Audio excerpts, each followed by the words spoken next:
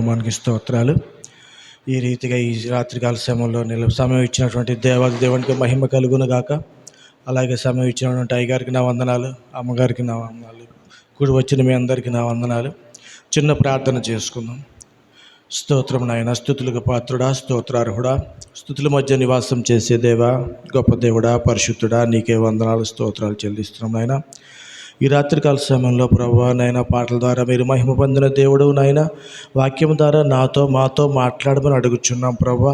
ఎక్కడ కూడా నా మాటలు కానీ నా ఆలోచన కానీ లేకుండా ప్రభువా, నన్ను నీ సిలువ చాటును మరుగుపరుచుకొని తండ్రి నాయన మీరే మాట్లాడమని మా ప్రభువును రక్షకుడు అయిన యేసే పరిశుద్ధ నామములో అడుగుచున్నాం తండ్రి, ఆమేన్.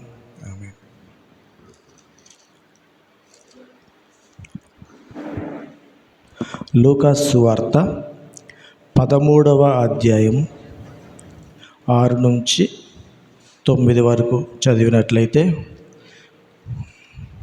లూకాసు సువార్త 13వ అధ్యాయం 6 నుంచి 9 వరకు. మరియు ఆయన వారితో ఈ ఉపమానము చెప్పెను. ఒక మనుషుని ద్రాక్ష తోటలో అంజూరపు చెట్టు ఒకటి నాటబడి ఉండెను.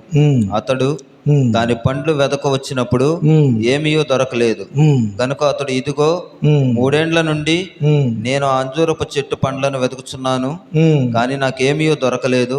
దీనిని నరికివేయుము, దీని వలన ఈ భూమియు ఎలా వ్యర్థమైపోవాలనని ద్రాక్ష తోటమాలితో చెప్పెను.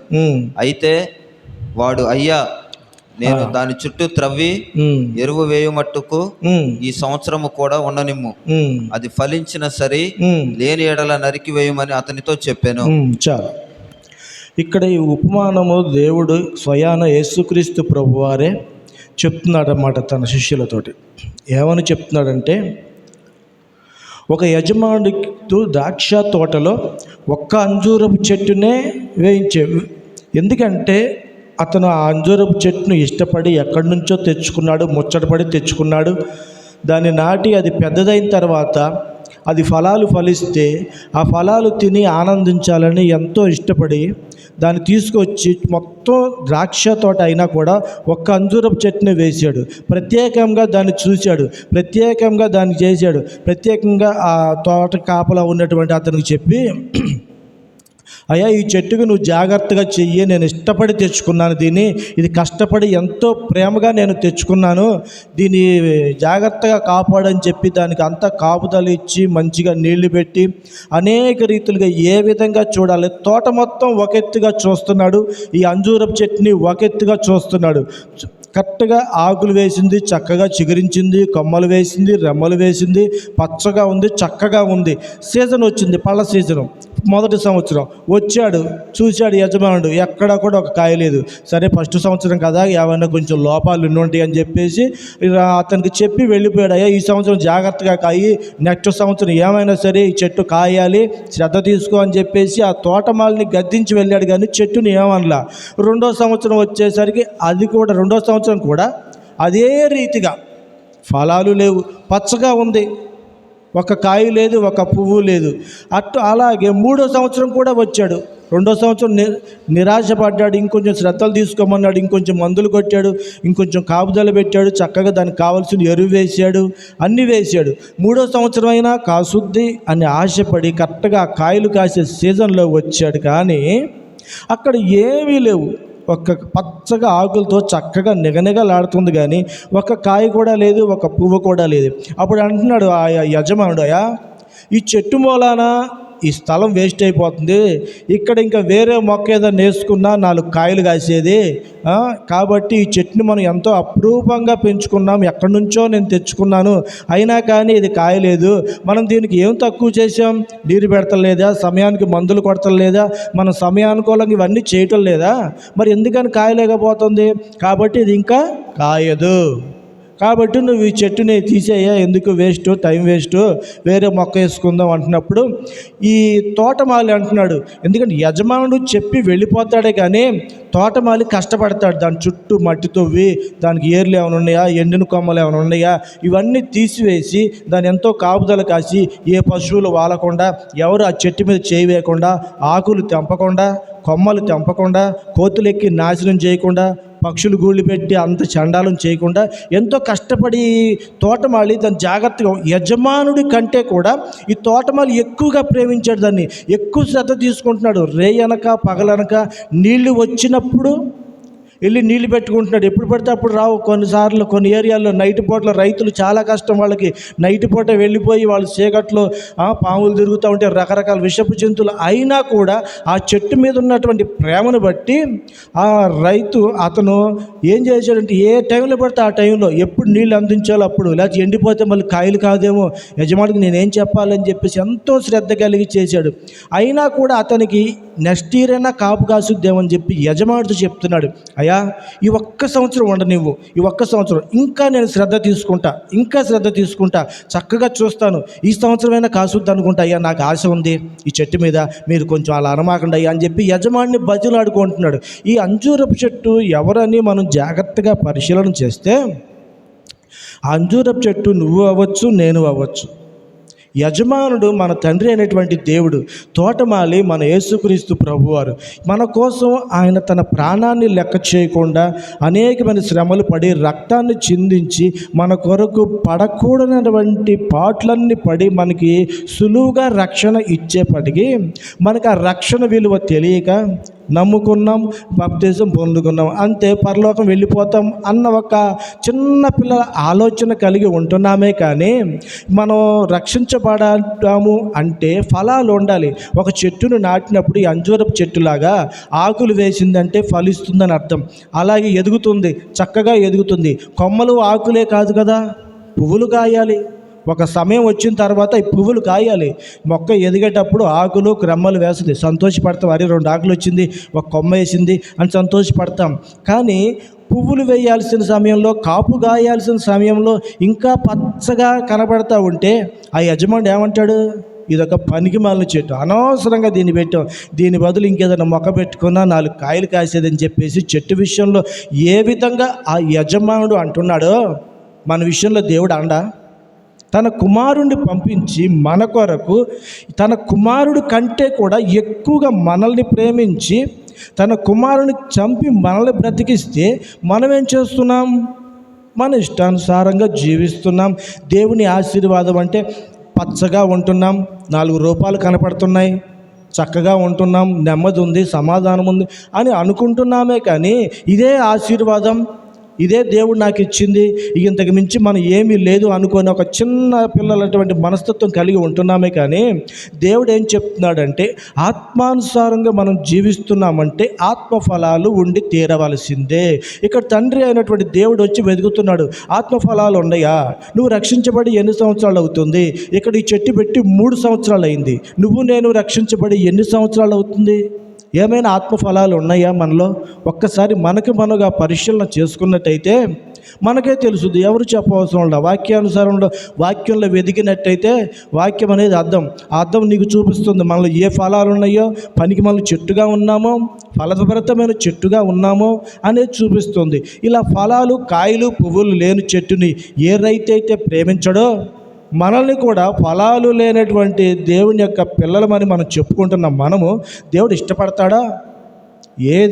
దేవుడు ఇష్టపడు. ఎందుకంటే ఆయన ఎంతో కష్టపడి నువ్వు ఫలించాలి, అభివృద్ధి పొందాలని దేవుని ఆశ అయితే, నువ్వు ఫలించకుండా చిన్నగా ఒక్కదానివే ఉండి ఏ ఫలాలు లేకుండా, ఏమీ లేకుండా ఏదో వస్తున్నాం వెళుతున్నాం నామకార్థంగా జీవిస్తే ఎన్నాళ్ళు? 1 సంవత్సరం, 2 సంవత్సరాలు, 3 సంవత్సరాలు, ఇలా కొన్ని సంవత్సరాలు. ప్రేమ కాబట్టి, తండ్రి ప్రేమ కాబట్టి, తన స్వరక్తం ఇచ్చి మనల్ని కొన్నాడు కాబట్టి ఆయన ప్రేమించాడు. కానీ ప్రేమ కలిగిన దేవుడు అని అనుకుంటున్నాం. కానీ ఆయన రెండో వైపు చూస్తే ఆయన దహించగ్నై ఉన్న దేవుడు, న్యాయాధిపతి అయినటువంటి దేవుడు అనమాట. ఎందుకంటే న్యాయాధిపతి అయినటువంటి దేవుడు కొంతకాలం వరకు మనకి కొంత సమయాన్ని ఇస్తాడు. ఆ సమయం గడిచిపోయిన తర్వాత మీరెవరో నాకు తెలియదు, పోండి అవతలకి అంటాడు, అంతే. ఆ మాట మనం అనిపించుకోకుండా ఉండాలి అంటే మనం దేవుడికి ఇష్టంగా జీవించాలి. కొన్ని కాకపోతే కొన్ని అయినా, ఇప్పుడు చెట్టు నిండా కాయలు లేపినా కనీసం 4 కాయలు కాసినా కానీ, 4 కాసినా చాలు, తండ్రి సంతోషపడతాడు. అరే వచ్చే సంవత్సరం బాగా కాసుద్దిలే, ఇంకా ఎరువు వేద్దాం, ఇంకా చూద్దాం, ఇంకా మంచిగా చేస్తే నిండా కాసుద్ది, ఈ సంవత్సరం 4 కాసింది, సంతోషపడతాడు. ఏ కాయ లేదు, పువ్వు లేదు.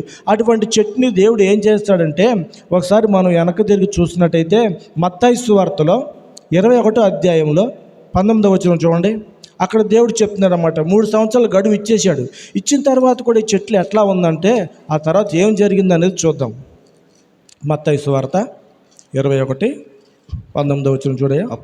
అప్పుడు త్రోవ ప్రక్కన ఉన్న ఒక అంజూరపు చెట్టును చూచి దాని యొద్దకు రాగా దాని యందు ఆకులు తప్ప మరేమీ కనబడలేదు గనుక దానిని చూచి ఇక మీదట ఎన్నటికిని నీవు కాపు కాయకుందువు గాక అని చెప్పాను. తక్షణమే ఆ అంజూరపు చెట్టు ఎండిపోయెను. చాలు, చూశాడు, సమయం ఇచ్చాడు, గడువు ఇచ్చాడు. దేవుడు ప్రతి ఒక్కరికి, సాతాను కూడా సమయం ఇచ్చినటువంటి కృప కలిగినటువంటి దేవుడు అన్నమాట. అటువంటి మనకు కూడా కొంత సమయాన్ని ఇచ్చాడు దేవుడు. ఎందుకంటే వెంటనే శిక్ష పంపించాడు. మారతారేమో ఈ సంవత్సరం అందైనా అని మంచి మంచి దైవజనుల్ని, మంచి మంచి ప్రార్థనా పరుల్ని, మంచి వాళ్ళని దేవుడు లేవనెత్తి నీ కోసం టీవీల్లో, వాక్యాలు, ఆటల్లో, వీటిల్లో ఎక్కడ సువార్త నీకు వినపడతలేదు, ఎక్కడ దేవుడి మాటలు వినపడతలేదు. ఇన్ని వందల మాటల్లో ఒక్క మాట కూడా నీ హృదయాన్ని తాకకుండా బండబారి ఉన్నట్టయితే దేవుడు ఇదే పని చేస్తాడు. ఏంటి, 4 డబ్బులుంటే ఆశీర్వాదం అనుకుంటున్నాం, 4 మనం ఇంట్లో ఆరోగ్యంగా ఉంటే అదే ఆశీర్వాదం అనుకుంటున్నాం. ఈ చెట్టు కూడా పచ్చగా కనపడుతుంది అనమాట. అంటే ఈ అంజూరపు చెట్టు ఇశ్రాయేల్ దేశంలో ఎలా ఉంటాయంటే చాలా ఎక్కువగా కనపడతాయంటే ఈ చెట్లు ఎక్కడ పడితే అక్కడ. ఎందుకంటే వాళ్ళు అంజూరు పళ్ళు ఎక్కువ తింటారు కాబట్టి రోడ్ల వెంట ఎక్కడైనా సరే అంజూరపు చెట్లు కనపడుతూనే ఉంటాయి. కానీ ఇన్ని చెట్ల మధ్యలో ఈ ఒక్క చెట్టు దగ్గరికి ఎందుకు వచ్చాడు అంటే, దూరం నుంచి చూసినప్పుడు అన్నేమో ఎండిపోయినట్టుగా ఒక రకంగా ఉంటే ఇదేమో పచ్చగా నిగనిగలాడుతూ మోసపుచ్చేటటువంటి స్థితిలో ఉంది. అన్నీ ఒక రకంగా ఉంటాయి. అన్ని సీజన్లో కూడా యాసకాలంలో మామిడికాయలు కాస్తాయి, ఇంకో సీజన్లో ఇంకో కాయలు కాస్తాయి. కానీ ఇది ఒక్కటే సీజన్ తప్పించి అన్నీ ఒక రకంగా ఉంటే ఇది మటుకు ఇంకొక రకంగా ఉంది. అన్ని చెట్లు ఏమో మామూలుగా ఉంటాయి, ఇదేం పచ్చగా నిగనిగలాడుతూ ఉందన్నమాట. నిగనిగలాడుతూ ఉంది అంటే ఖచ్చితంగా దీనికి కాయలో పూలో ఉండేవంటే అని చెప్పేసి దేవుడు వచ్చి వెతకడం ప్రారంభించాడు. వేషధారణ కలిగినటువంటి ఈ చెట్టుని దేవుడు ఖచ్చితంగా గమనిస్తాడు. మనం అనుకుంటాం దేవుడు తెలుసా, సర్వ మహోన్నతుడికి తెలివి ఉన్నదా అని చెప్పి దుష్టులు అనుకుంటారంట. కానీ దేవుడు ఏమంటున్నాడంటే మోసపోకండి, దేవుడు వెకరించబడు. తగిన కాలంలో తగిన సమయంలో ఆయన ప్రతీది కూడా మేలు చేయటాకైనా కీడు చేయటాకైనా ఆయన సమయం ఇచ్చే దేవుడు అనమాట. అందుకని ఇది మోసపరుస్తుంది అనమాట. ఎట్లా, పచ్చగా నిగనిగలాడుతూ పైకి భక్తి కలిగి ఉండి శక్తి లేనటువంటి స్థితిలో ఉన్నటువంటి ఈ చెట్టుని చూశాడు దేవుడు. నీ భక్తి అంతా, నీ శక్తి అంతా అని చెప్పేసి దేవుడు వచ్చాడు, చూశాడు. ప్రతి కొమ్మకి చూశాడు, కొమ్మకు చూశాడు. ఎక్కడ పూలు లేవు, కాయలు లేవు. అప్పుడు ఏం చేస్తున్నాడు దేవుడు, చాలు ఇంకా నువ్వు మోసం చేసింది, ఇక నువ్వు ఎన్నటికీ కాయకుండువు గాక అంటే తక్షణమే ఈ మాట కానీ మన జీవితంలో దేవుడు ఒక్కసారి చెప్పాడంటే ఇక మనం కోలుకోవటం అనేది జరగదు. నువ్వు ఎంత ప్రార్థన చేసినా. యేషావు వెతికాడంట రక్షణ కోసం, పోగొట్టుకున్న తర్వాత దేవుడు ఛాన్స్ ఇవ్వలే, ఇంకా అవకాశం ఇవ్వలే, ఎంటి వేశాడు అంతే. ఒక్కసారి కానీ మనం ఈ రక్షణని తిరస్కరించిన, దేవుడు ఉన్నటువంటి ఇచ్చినటువంటి ఈ కృపను మనం తిరస్కరించిన మరలా దొరకటం అనేది అసాధ్యం. ఎందుకంటే కాలము ఇప్పుడు ఎలా ఉన్నదంటే దేవుని యొక్క రాకడ సమీపంగా ఉన్నది. ఆయన చెప్పుచున్న ప్రతి ఒక్క పాయింట్, ప్రతి ఒక్కటి కూడా జరుగుతూనే ఉన్నాయి. ఇంకా మనం తెలుసుకోకుండా ఉప్పు కోసం, పప్పు కోసం, ఉల్లిపాయల కోసం, వాటి కోసం, వీటి కోసం మనం ప్రాకులాడుతున్నామే. కానీ దేవుడి మాట ఏమిటి, ఈ స్థితి ఏమిటి, పరిస్థితులు ఏమిటి, కాలం అంతానికి వెళ్ళిపోతుంది, చనిపోతే నెక్స్ట్ మన పరిస్థితి ఏమిటి, ఎక్కడికి వెళతాం, ఈ సంపద అంతా ఏమైపోతుంది.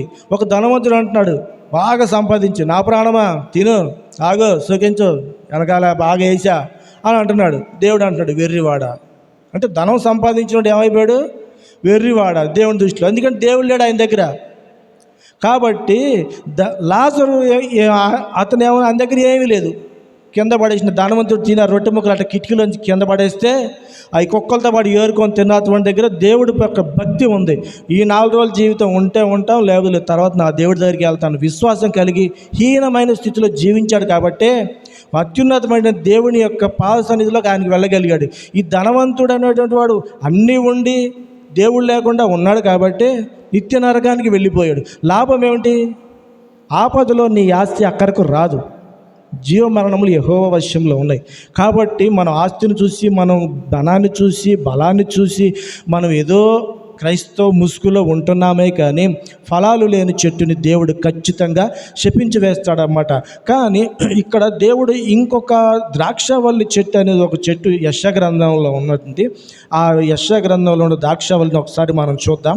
యెషయా గ్రంథం 5వ అధ్యాయం 2వ వచనం ఒకసారి చూడయ్యా. 5వ అధ్యాయం 2వ వచనం. ఆయన దానిని బాగుగా త్రవ్వి రాళ్లను ఏరి అందులో శ్రేష్టమైన ద్రాక్ష తీగలను నాటించెను. దాని మధ్యను బురుజు ఒకటి వేయించి ద్రాక్ష తొట్టిని తొలిపించెను. ద్రాక్ష పండ్లు ఫలింపవలనని ఎదురు చూచుచుండెను గాని అది కారు ద్రాక్షలు కాచెను. చాలు. ఇక్కడ ఇంకో రకమైన చెట్టు ఉంది. అక్కడ ఫలాలు లేవు, ఇక్కడ ఫలాలు కాసింది. ఈ యజమానుడు ఏం చేశాడంటే ఆ నేలను చదును చేసి దున్ని అందులో రాళ్ళు రప్పలు కంపలు అన్నీ ఏరేసి చక్కగా కాలువలు చేసి పాదులు చేసి నీళ్లు పెట్టి బురుజులు కట్టి మనుషుల నుంచి ఏళ్ళకేళ్ళకు నీళ్లు పెడుతూ కాపలా కాస్తూ కంచె వేసి ఇవన్నీ ఉంచితే కరెక్ట్గా కాయలు కాసినప్పుడు ఎలాంటి కాయలు కాసింది చెట్టు? కారు ద్రాక్ష కాయలు కాసింది, తింటాకి పనికిరాని కాయలు కాసింది. మరి ఇప్పుడు ఏం చేయాలి? ఇంత కష్టం, అక్కడేం ఫలాలు ఫలించలేదు చెట్టు. సర్లే కాసిందిలే, ఇక్కడ ఒక చెట్టు అని కాసిందిలే అనుకుంటే అదేం కాయలు కాసింది? కారు ద్రాక్షాలు కాసింది. కాయని చెట్టే బెస్ట్, ఇంకా ఇది పనికి మాలిన కాయలు కాసింది. దేవుడు ఏం చేస్తున్నాడు అక్కడ? ఇంకా కిందకి చదువు ఒకసారి, 3వ వచనం. కావున యెరూషలేము నివాసులారా, యోధావారులారా, యోధా ప్రజలారా, నా ద్రాక్ష తోట విషయము నాకు న్యాయము తీర్చవలనని మిమ్మల్ని వేడుకొనుచున్నాను. నేను నా ద్రాక్ష తోటకు చేసిన దానికంటే మరేమి దానికి చేయగలను?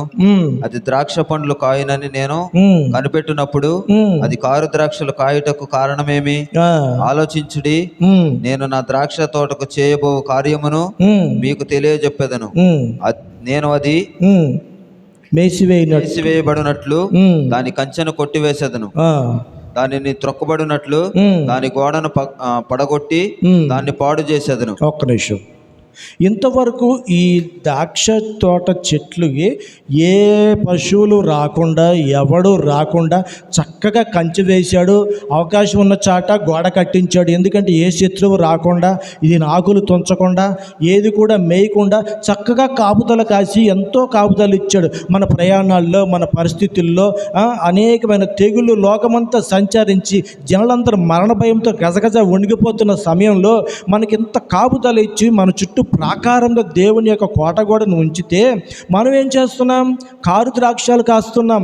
ఒక్కసారి ఆలోచించండి. ఫలించేటటువంటి కాయలు మనకు దేవుడికి ఇస్తే ఇష్టం, కానీ కారు ద్రాక్షాలు కాయిస్తే దేవుడు ఏం చేస్తాడు?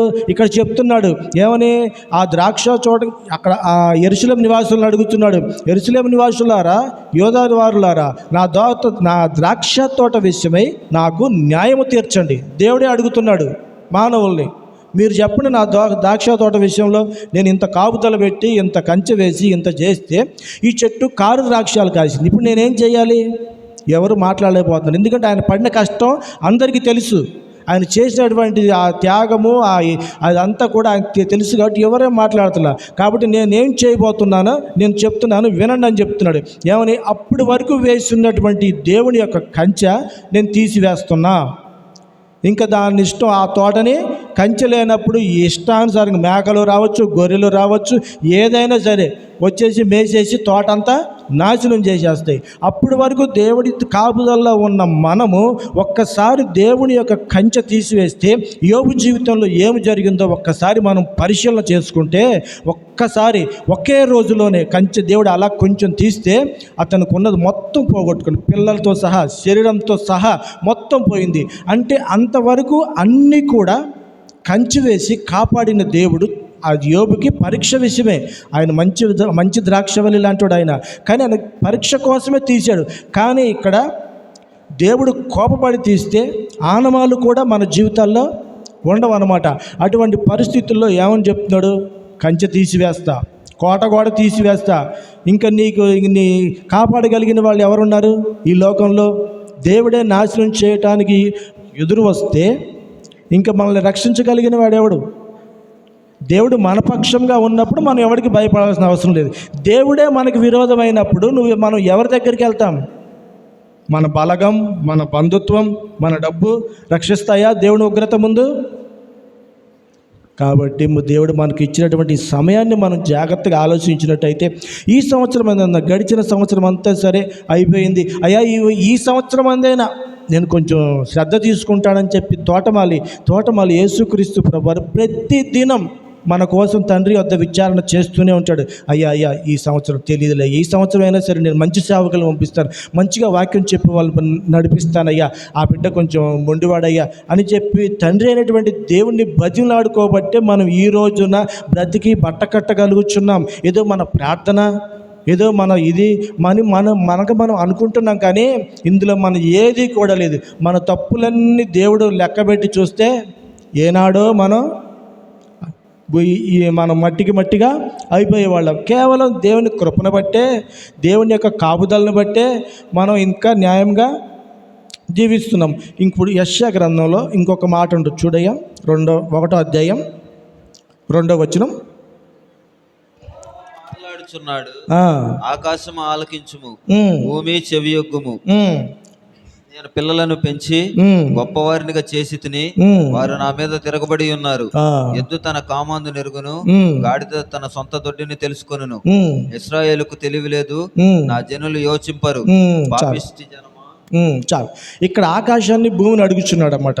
ఎందుకంటే అవి చూస్తూ ఉన్నాయి కాబట్టి, ఆకాశమా ఆలకించు, భూమి చెవియొగ్గుము, నేను పిల్లలను పెంచి గొప్పవారినిగా చేసి తిని. మనం ఏ స్థితిలో నుండి రక్షించబడ్డాం, ఎటువంటి స్థితిలో నుంచి మనం దేవుడు ఎన్నుకొన్నాడు, లేవనెత్తాడు.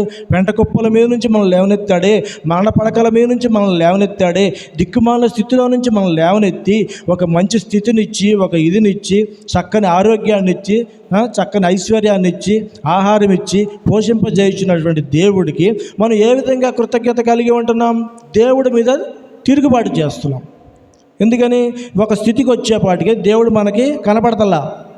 బాధల్లో ఉన్నప్పుడు అయ్యా ప్రభా నాకు వచ్చేసింది అయ్యా, రక్షించు అన్నప్పుడు కనికరం కలిగేవాడు కాబట్టి కోపడకుండా రక్షించాడు. ఆపద తీరిపోయిన తర్వాత, శ్రమలు తీరిపోయినాక దేవుడు కొద్దిగా మనల్ని ఆశీర్వదించి ఒక స్థితికి మనల్ని తీసుకెళ్ళినప్పుడు దేవుడితో మనకి పనేంటి?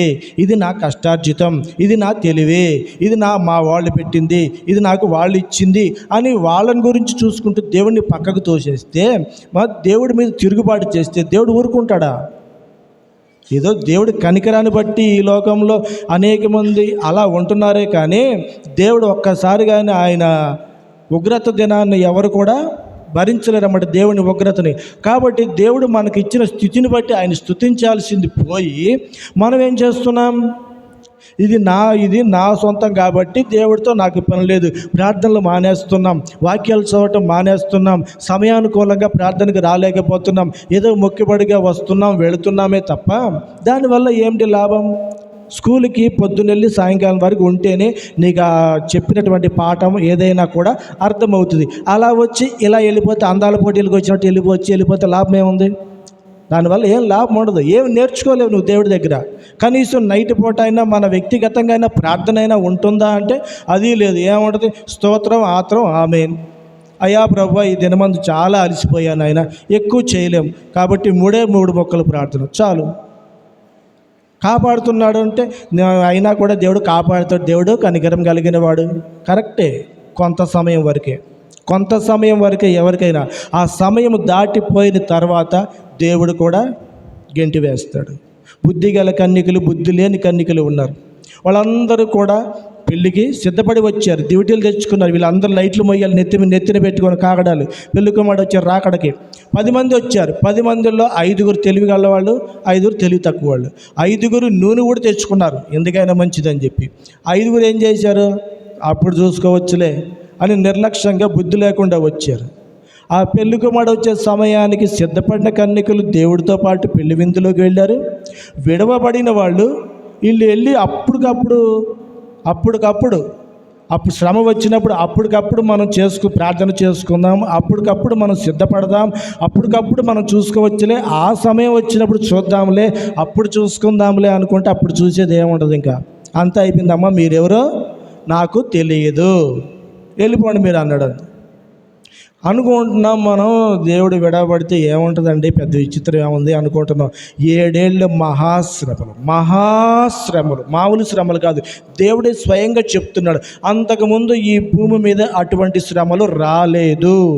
కాబట్టి దేవుడే చెప్తున్నాడు, మహాశ్రమల కాలం, 7 సంవత్సరములు మహాశ్రమల కాలం. విడవబడిన వాళ్ళకి, దేవుడితో ఉన్న వాళ్ళకి 7 ఏళ్ల విందులోకి వెళదామా, శ్రమల కాలంలో ఉందామా అన్నది ఈ లోకంలో మనం బ్రతికి ఉన్నప్పుడే మన యొక్క స్థితిని, మన యొక్క నిర్ణయాన్ని మనం తీసుకున్నట్లయితే 7 ఏళ్ల విందులోకి వెళ్ళాలంటే దేవుడు చెప్పినట్టుగా సిద్ధపడాలి, ఆత్మీయ ఫలాలను ఫలించాలి. కష్టమైన, నిష్ఠూరమైన కొంతకాలము ఈ లోకంలో శ్రమ పడితే తర్వాత మనకి నిత్య ఆనందము. ఈ లోకంలో మనకి ఎంతవరకు శ్రమలు ఏ మనిషి ఎంతవరకు తట్టుకోగలడో అంతవరకే దేవుడు పెడతాడు, అంత మించి పెట్టడు. కాబట్టి కొద్దిగా ఓర్చుకొని మనం ప్రార్థన చేసుకున్నట్టయితే, సిద్ధపాటు కలిగి ఉన్నట్లయితే, శ్రమలు ఉన్నా కూడా దేవుని రాకడికి మనం సిద్ధపడవచ్చు.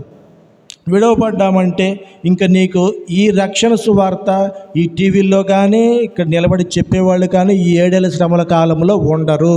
ఈ సువార్త మూయబడుద్ది. అప్పుడు మనుషులు భూమి ఇటు నుంచి అటు, అటు నుంచి ఇటు దేవుడి మాట కోసం తిరుగుతారంట, ఎవరన్నా వాక్యం చెబుతారేమో అని. కానీ పరిస్థితులు అలా ఉండవు. ఇప్పటికే చాలామంది దేవుని యొక్క బిడ్డల మీద దాడులు జరుగుతున్నాయి, సువార్తను మూయించాలని. కొన్ని దేశాల్లో సువార్త లేదు, కొన్ని దేశాల్లో బైబిల్ లేదు. కానీ మన దేశంలో మన దేవుడు మనకి ఇచ్చిన కృపను బట్టి ఈ బైబిల్ని మనం స్వేచ్ఛగా చదువుకుంటున్నాం, స్వేచ్ఛగా ఆరాధించగలుగుతున్నామంటే దేవుని కృప. ఇటువంటి స్వేచ్ఛ లేనటువంటి వాళ్ళు చాలామంది చాలా దేశాల్లో నలిగిపోతున్నారు. కొన్ని ముస్లిం కంట్రీస్లే కానీ, కొన్ని కమ్యూనిస్ట్ కంట్రీస్లో కానీ వెళ్ళినప్పుడు వాళ్ళు సువార్త కోసం ఎంత తాపత్రయం పడతారంటే వాళ్ళకి అవకాశం లేదు. ఇంత గొప్ప రక్షణను నిర్లక్ష్యం చేస్తే ఎలాగూ తప్పించుకుంటాం అని దేవుడు అడుగుతున్నాడు. ఇప్పుడు నీకు ఇచ్చిన ఈ కృపని తీసివేసినప్పుడు ఎలా రక్షించుకుంటాం? నీకు ఎవరు చెబుతారు? ప్రభువు దొరికి కాలమునే ఆయనను వెదకండి. తర్వాత వెతికినా కూడా కనపడడు, దొరకడు. నువ్వు ఎంత కన్నీరు గార్చినా, డొల్లాడినా, ఏడ్చినా కూడా ఇంకా సువార్త అనేది దొరకదు. ఎందుకని ఈ సువార్త ఎంత విస్తారంగా కొన్ని కోట్ల రూపాయలు, కొన్ని లక్షల కోట్ల రూపాయలు దేవుడు వెచ్చించి తన బిడ్డలు ఎంత శ్రమ పడినను కూడా శ్రమ పెడుతున్నాడే. కానీ ఎందుకని? నశించిపోయే ఆత్మల కోసం దేవుడికి ఉన్నటువంటి భారం. సేవకురాళ్ళు ఎందుకని వాళ్ళు అనేకమైనటువంటి రాజభోగాలు విడిచిపెట్టేసి, అటువంటి ఆస్తులు అంతస్తులు విడిచిపెట్టి, లోకాన్ని విడిచిపెట్టి, పాపాన్ని విడిచిపెట్టి, బంధువులు స్నేహితులను విడిచిపెట్టి చేయాల్సిన అవసరం ఏంటి? ఎవరికి వాళ్ళు పని చేసుకొని 4 రూపాయలు సంపాదించుకొని ఉండలేరా? కానీ దేవుడు వాళ్ళకి ఇచ్చిన ప్రేమను బట్టి, తండ్రి ప్రేమను కుమారుడు ఎలాగో తెలుసుకొని తన కోసం వచ్చాడో అలాగనే సేవకురాళ్ళు, దేవుని బిడ్డలు ఆ విధంగా ప్రయాసపడుచు, తన్నులు తింటూ అనేకమంది యూట్యూబ్లో చూస్తున్న వాక్యం చెప్తుంటే కొడుతున్నారు. అంతే, వాక్యం చెప్పినందుకే కొడుతున్నారు, ఉట్టి పుణ్యానికి. మరి ఎందుకు భరాయించాలి? ఒక్క ఆత్మైనా నశించిపోకూడదు. ఒక్కడు తెలుసుకున్న చాలు, దేవుడు ఎంతో సంతోషపడతాడు. 100 మంది నీతిమంతుల కంటే ఒక్క పాపి మారు మనసు పొందితే పరలోకంలో దేవుడి దూతలు సంతోషపడతారట. కాబట్టి మనకున్నటువంటి ఈ సమయాన్ని మనం సద్వినియోగపరచకపోతే తర్వాత సమయం వెతికినా కూడా దొరకదు. కాబట్టి దేవుడు ఈ చిన్న మాటలను దీవించునుగాక. ఆమేన్.